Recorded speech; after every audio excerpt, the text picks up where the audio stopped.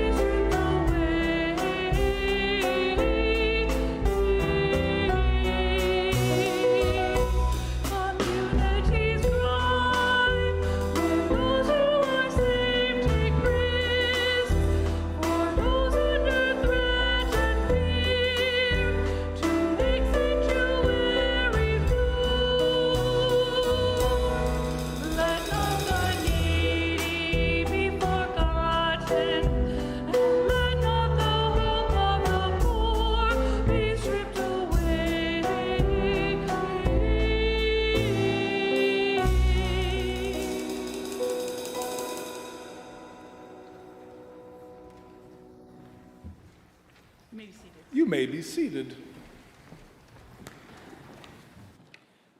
As always, unless you don't want to. And then you can stand. That's what I like to do.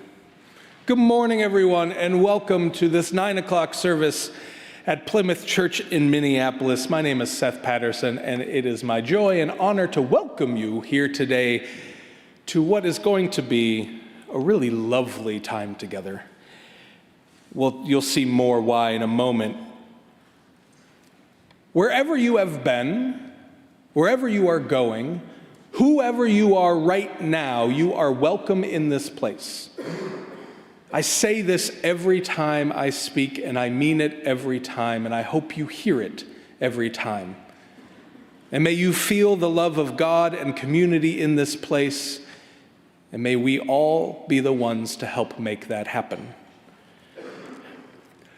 This is a service, like all of our things here, that are open to people of all ages, and I hope you know that and feel that. If you listen better by keeping your hands busy, you are welcome to come up here to this rug and color and carpet, color on the little rug, or read. Or if you feel like maybe your energy is more exuberant and you feel more comfortable, you can go back with Nora and Zinnia and Adela into the narthex and play back there. But either way, you are welcome in this space. This is not a segregated space. Some thank yous this morning before we begin. Thank you to Mary Louise and Graydon and Dave, as always, for playing. Thank you for Graydon and Mary Louise for filling in today.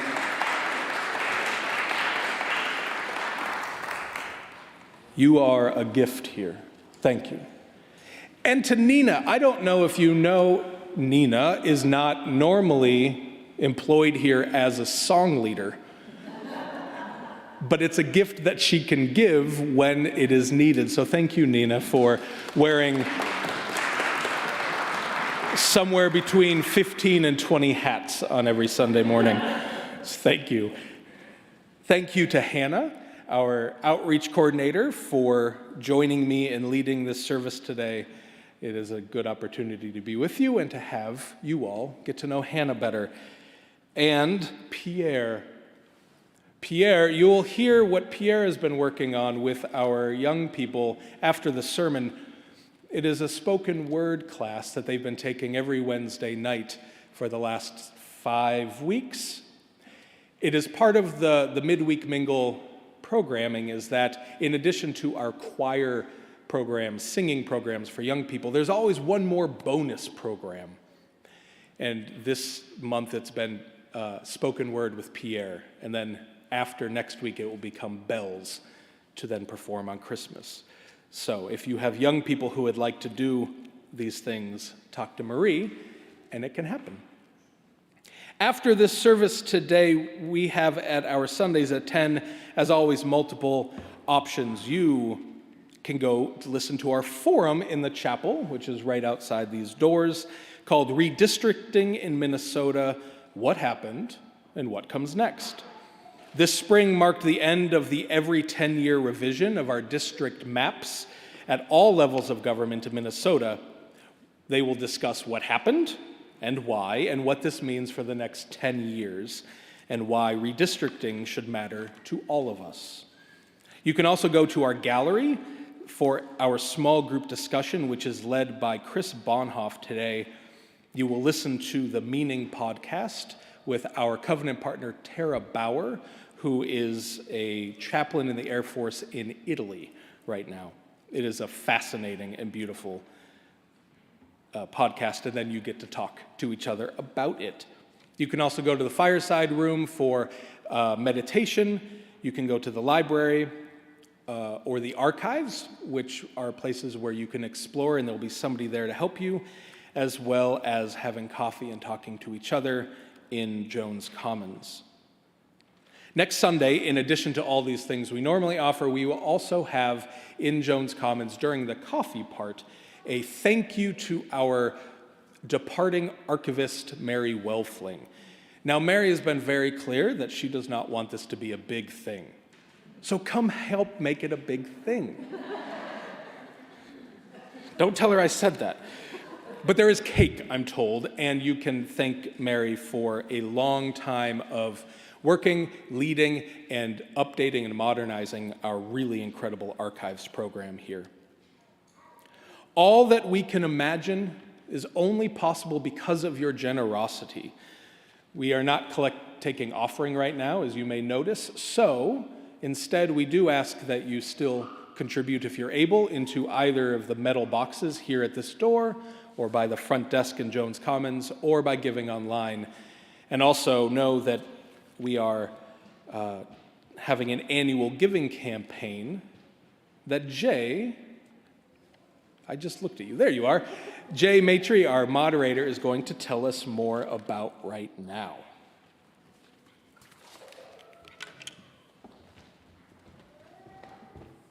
Thank you, Seth. Hi, everyone. As Seth mentioned, we're in the middle of our annual giving campaign.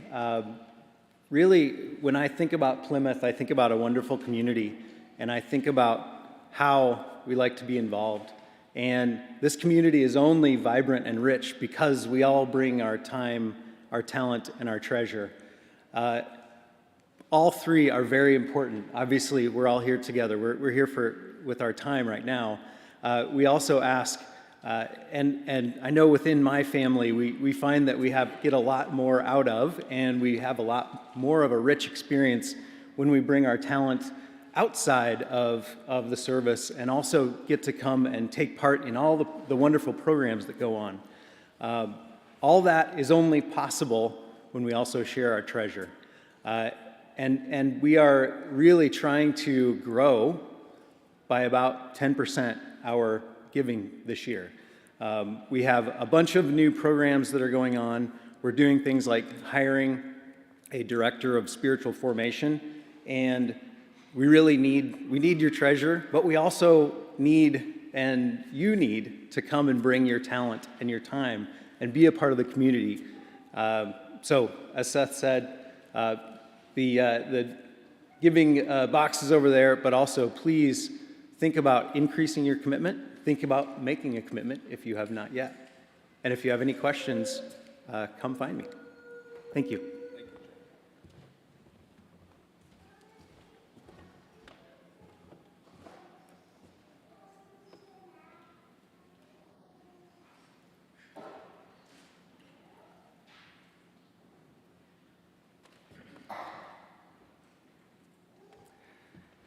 I light this candle, the peace candle, this morning in solidarity with and prayer for our siblings involved in the protests, the women and children-led protests in Iran.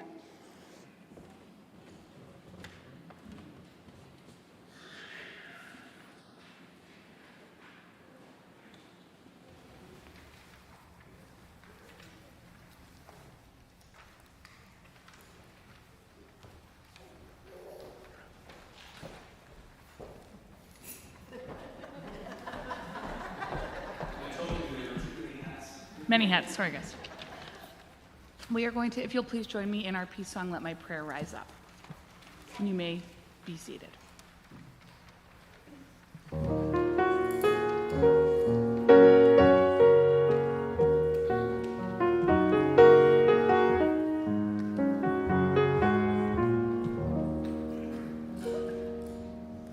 Let my prayer rise up like incense before you, the lifting up of my hands as an offering to you. Oh God, I come to me now. Hear my voice when I cry to you. Let my prayer rise up like incense before you, the lifting up of my hands as an offering to you. Keep watch within me, Lord, deep in my heart, may the light of your love be burning bright. Let my prayer rise up like incense before you, the lifting up of my hands as an offering to you. All praise to the God of all, creator of life. All praise be to Christ and the Spirit of love. Let my prayer rise up like incense before you, the lifting up of my hands as an offering to you.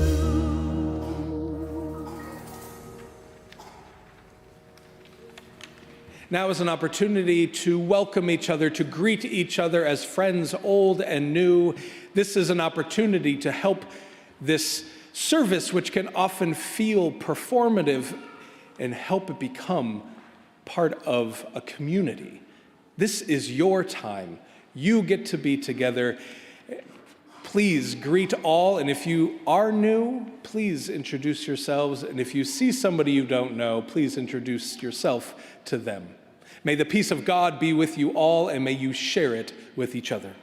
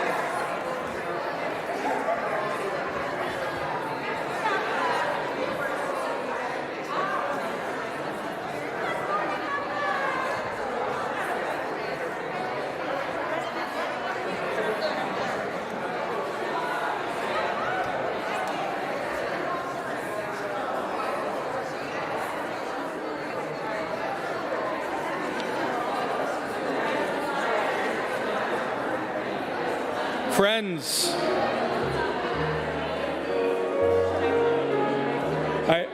I know. I invite you to rejoin your seats.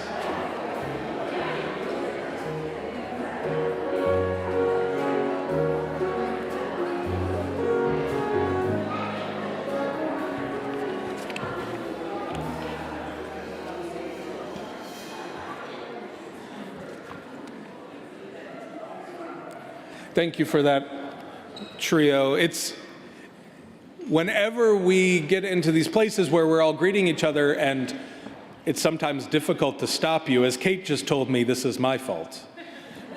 I did this for asking you to greet each other, and it's a gift.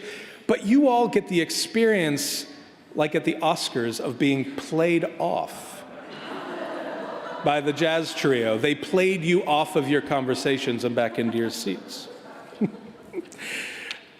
All right. Our scripture reading this morning is quite short. It is from the book of Job, chapter 11, only verses 7 through 9. Can you fathom the mysteries of God? Can you probe the limits of the Almighty? They are higher than the heavens above. What can you do? They are deeper than the depths below. What can you know? Their measure is longer than the earth and wider than the sea. May we take a deep breath together.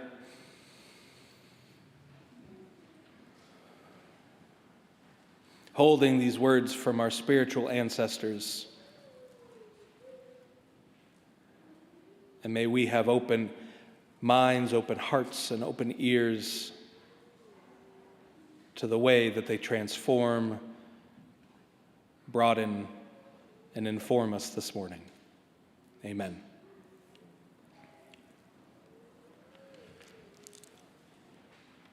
Human beings are stuck. That could maybe be the end of this sermon. Human beings are stuck. Even after a few 100,000 years of being anatomically modern humans, we still find ourselves unsure of ourselves on this earth.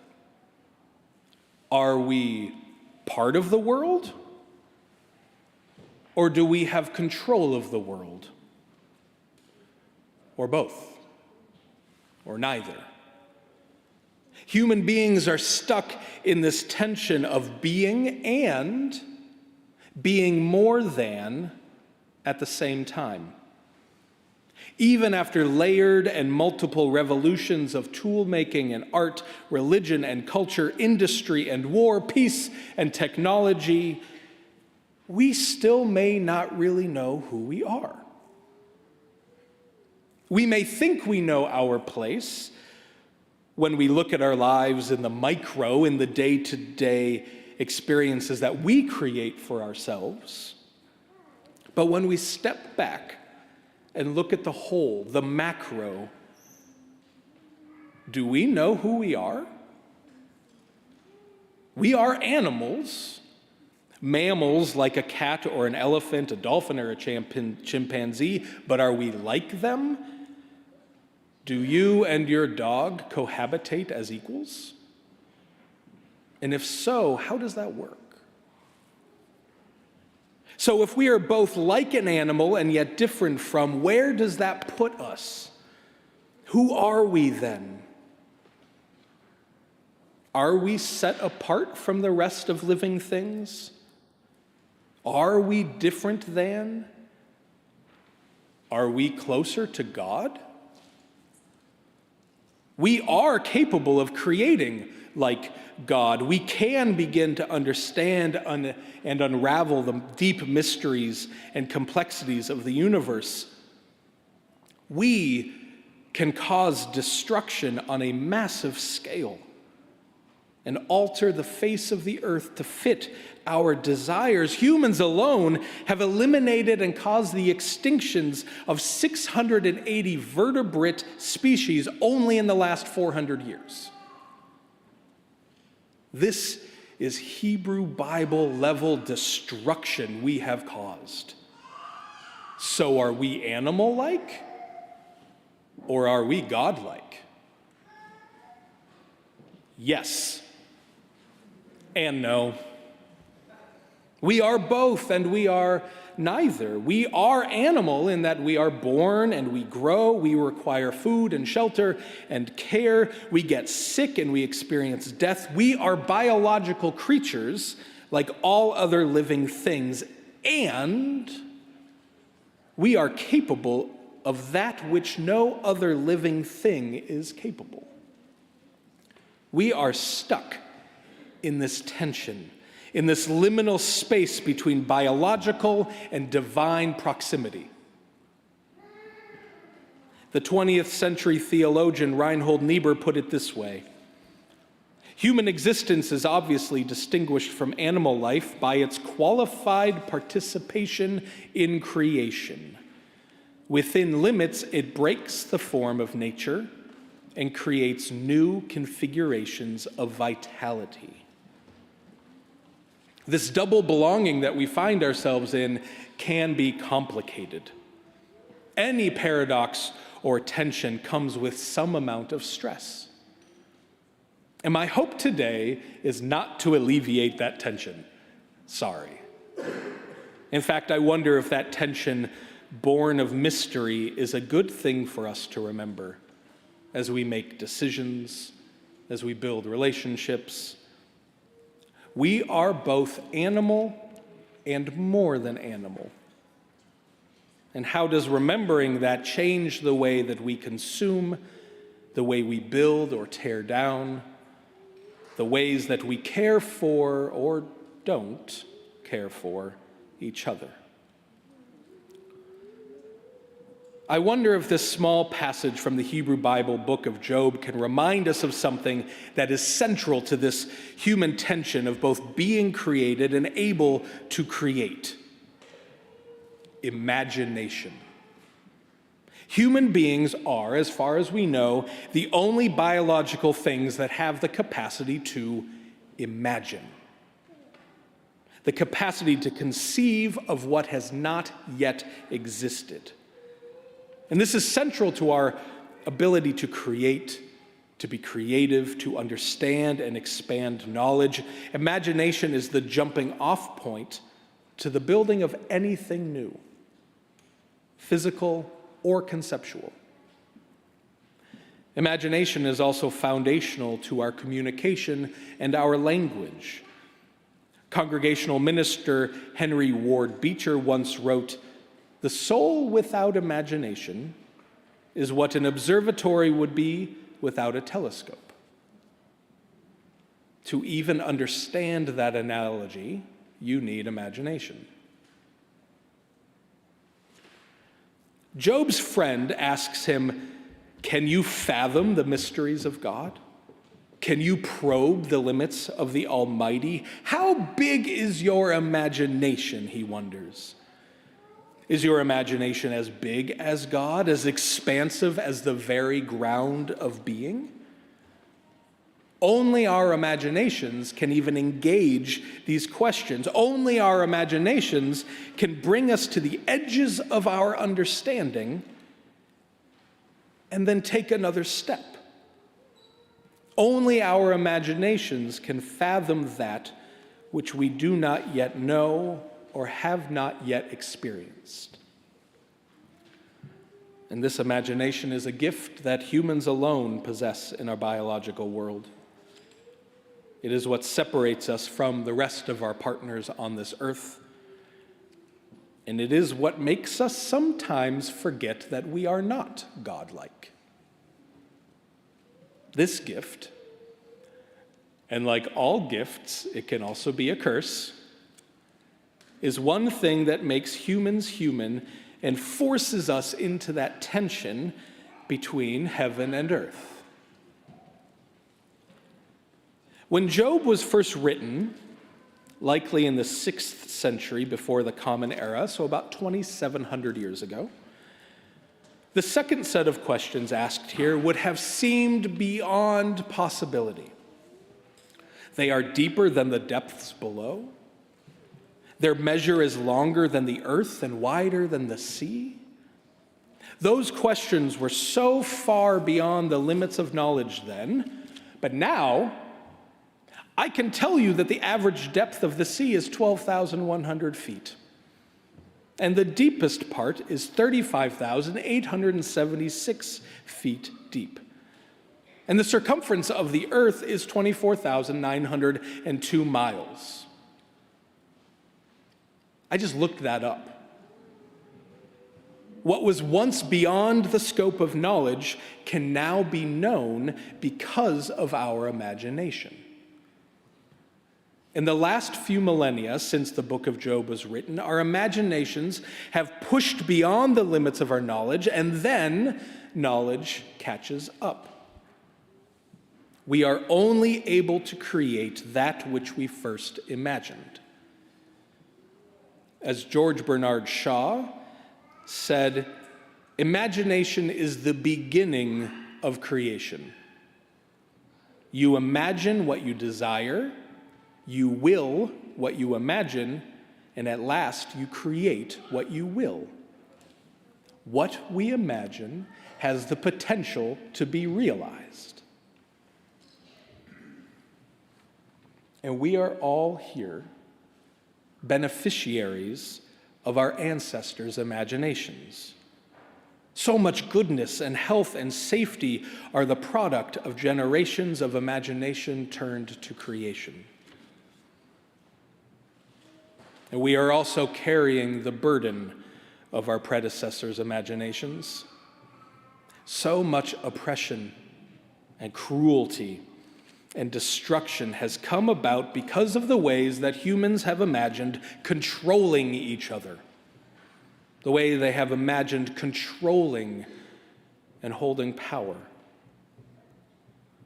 Like humanity, imagination is not an absolute moral good.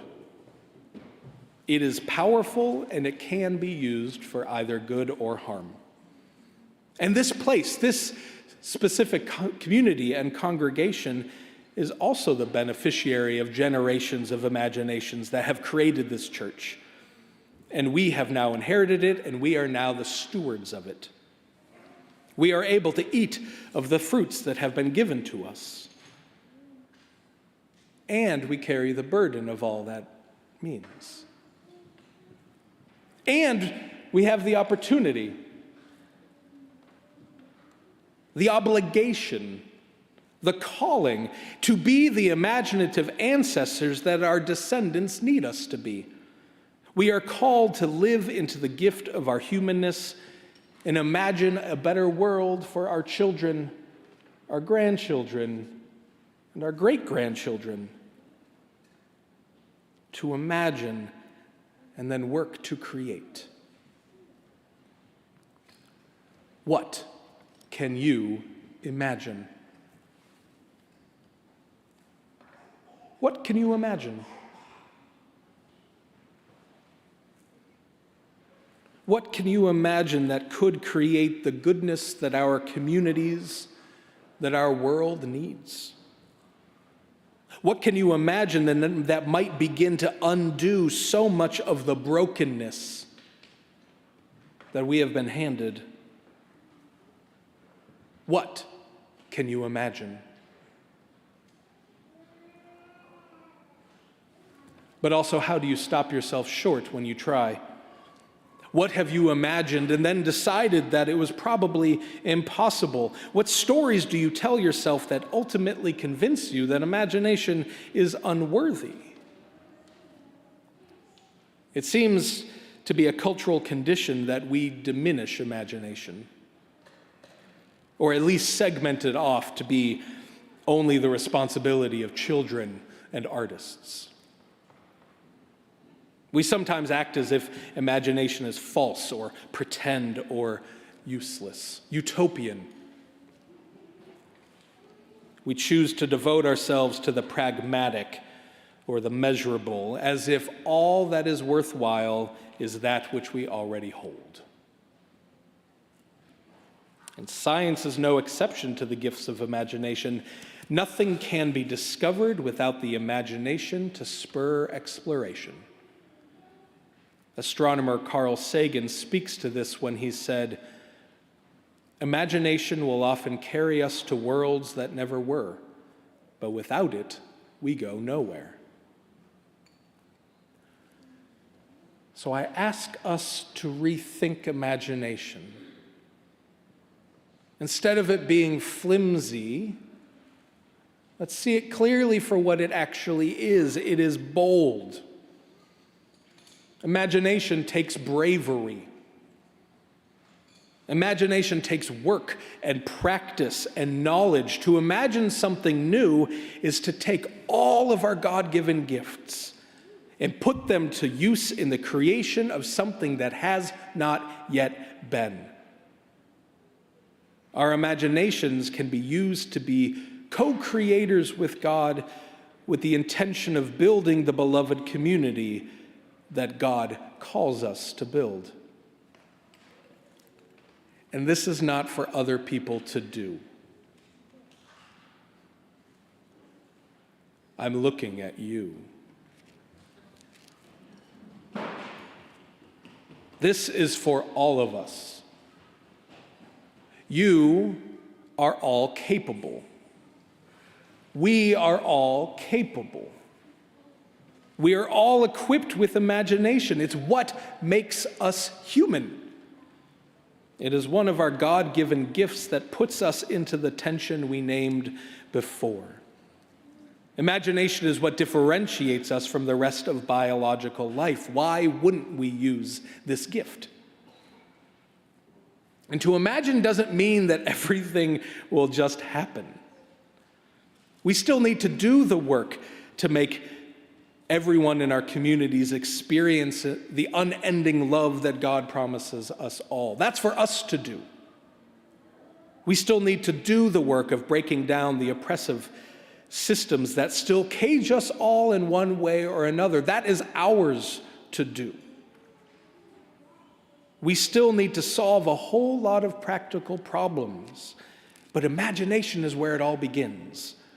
Imagination can be exciting and playful and hopeful. Nothing can be created if it is not imagined first. So what can you imagine? What can we imagine together? How can we be bold and brave and imagine a hoped-for future? And how can we help this place, this church, be fertile soil for those imaginations? God is found within each one of us and is found within the connections, the spaces between us all. We are both finite biological creatures and more. We are imbued with the gifts of God. And in that important and life-giving tension, in that space of hope and possibility of what could be, what can you imagine?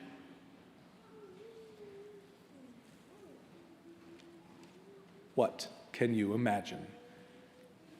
And go forth and do it. And may we do it together. May it be so.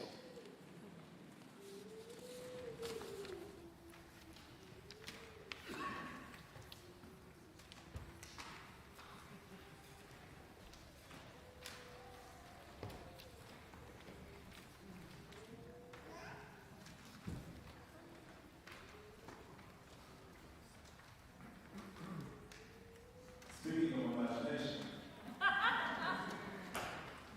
from a land of far beyond, where music, magic, and the power of metaphor dance in harmony and awe with all of living matter, it is my esteemed pleasure to introduce to all, coming from every angle as we present what matters to us. Please give a hand clap for the Hexagons.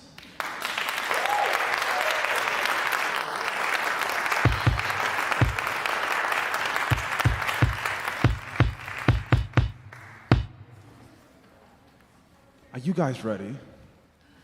I'm totally breaking the fourth wall right now. Are you guys ready? Yeah. Let's give it up one more time for the hexagons as they find their nerve. Are we ready, sound man? All right. As soon as the music starts, you guys can clap with them as we present to you what matters to us. And once you hear the chorus, if you want to join, you can join. You guys ready? 1, 2, 3.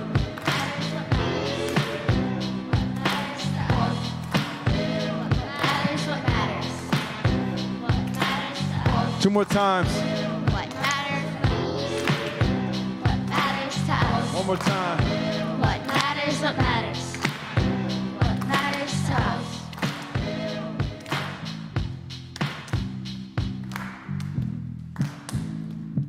My dog Daisy is out of control as we are leaving for safety patrol.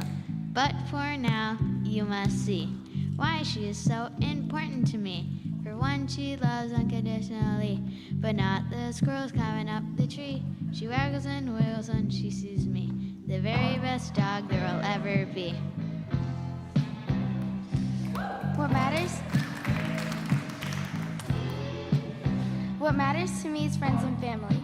Friends and family matter to me because they're a huge part of my life.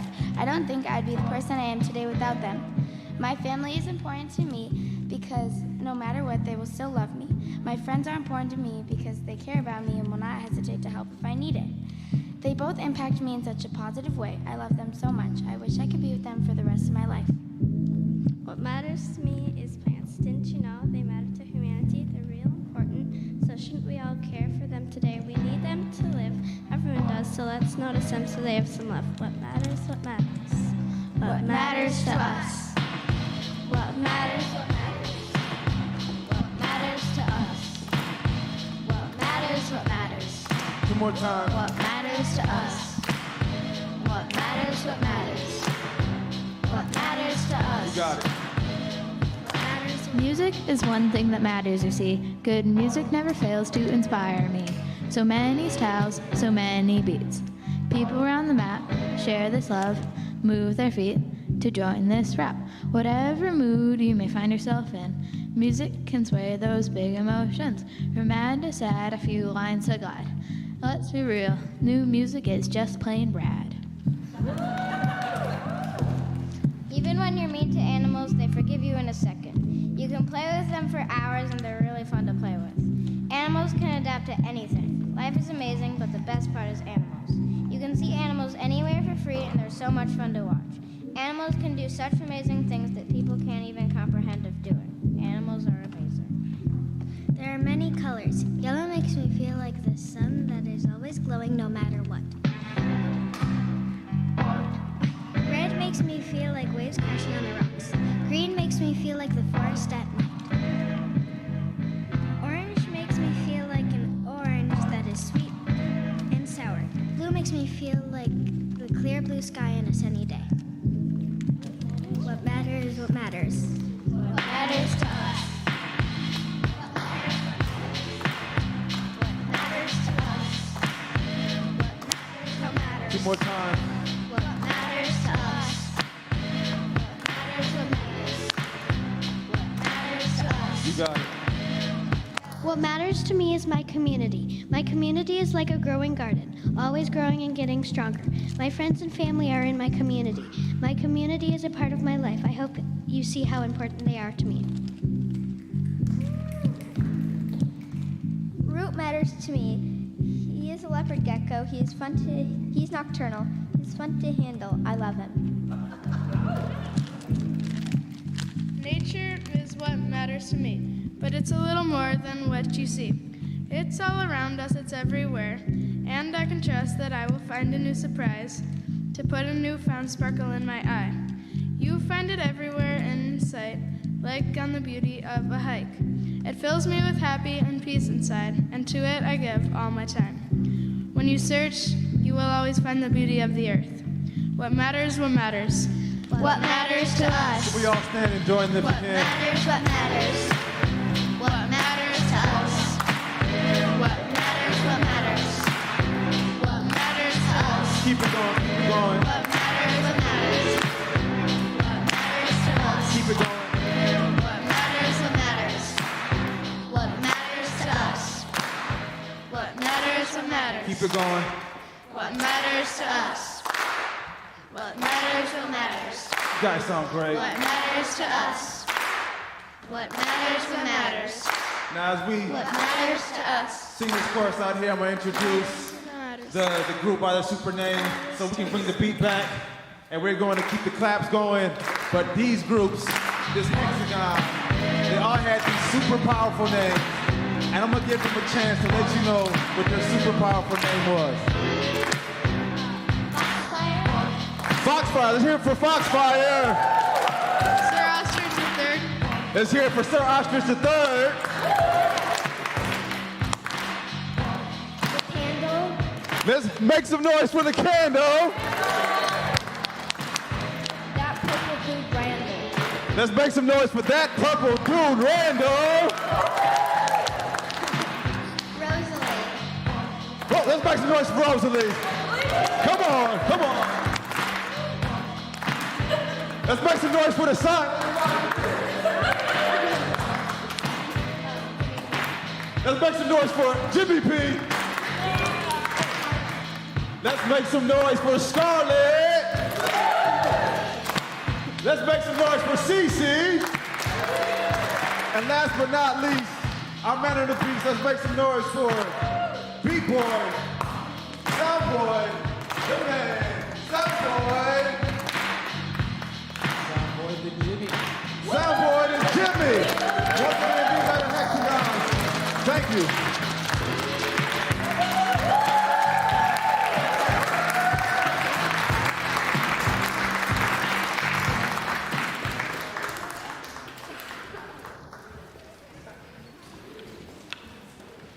Thank you all so much for that. I think that is going to be the first part of our prayers of the people today. And now I'm just going to, so that we can feel our other prayers in the silence, I'm going to give us a little bit of silence and light some candles. So you can name your prayers in your heart.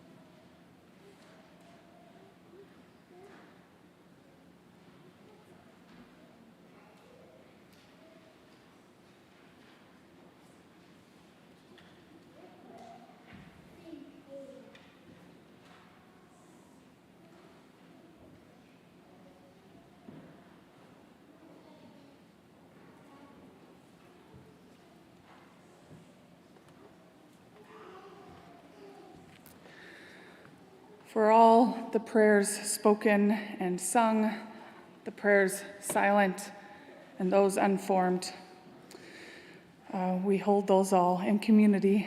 And now we join our voices together in the prayer that our sibling Jesus taught us. Tender, loving God, who art in heaven, hallowed be thy name. Thy kingdom come, thy will be done, on earth as it is in heaven. Give us this day our daily bread, and forgive us our debts, as we forgive our debtors. And lead us not into temptation, but deliver us from evil. For yours is the kingdom, and the power, and the glory forever. Amen. And now we will